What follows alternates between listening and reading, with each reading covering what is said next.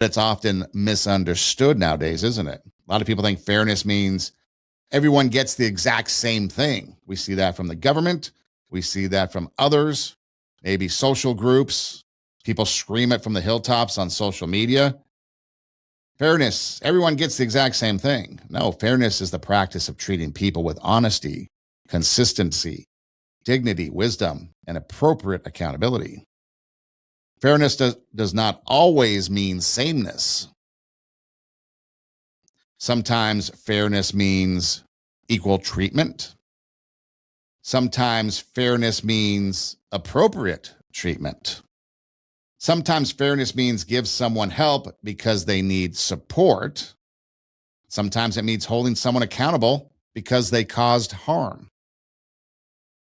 Fairness sometimes means giving mercy, saying no, giving someone else another chance, or not giving another chance until there is real change.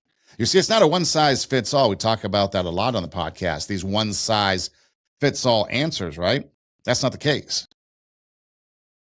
We have to look at the circumstances, find out what is going on, and then we can make a decision on what is fair. A lot of people compare fairness and equality. Equality, a big word nowadays. Equality means everybody gets the same thing. Does that sound fair? Everyone gets the same thing?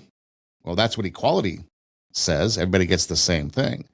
But fairness asks whether people are receiving what is right, appropriate, honest, and just. For example, let's say you're a teacher, okay? You're in the classroom and you're trying to be fair. Fairness does not mean that every student receives the exact same support. One student may need extra help reading. Another may need advanced work because maybe they're ahead of the game. Another may need accommodations. Maybe there's a learning disability involved. Maybe another needs behavior support.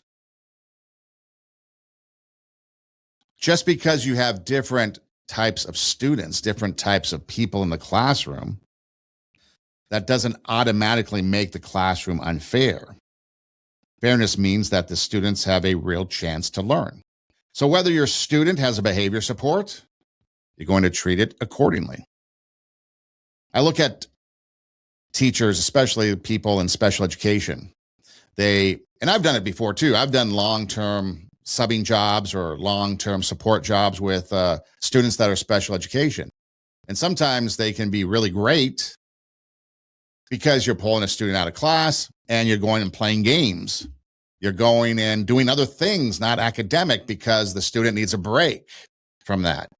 It's in their IEP or something, okay?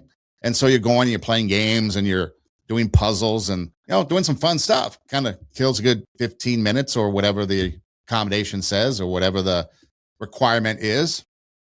And other students might look at that and say, hey, that's not fair. They get to go do puzzles and games, but that's the support because that is what the student needs. Otherwise, the student wouldn't be able to handle learning, wouldn't be able to be in the classroom learning. Maybe some people can't read. I've dealt with a lot of students, a couple, in fact, specifically this past school year. They can't read at all. Ask them to read a couple sentences and they can't. They can barely get out a word or two. Is it fair to pull them out and get them some reading support so that they can learn? Or what about the students that are advanced, that are academically achieving things? Should we hold them back? Or should we allow them to continue to learn and take what God has given them and run with it? So when you look at fairness from the standpoint that every student has a real chance to learn, then you're going to specialize and cater to those needs that helps the student learn. And you have to do it the right way, in the right place.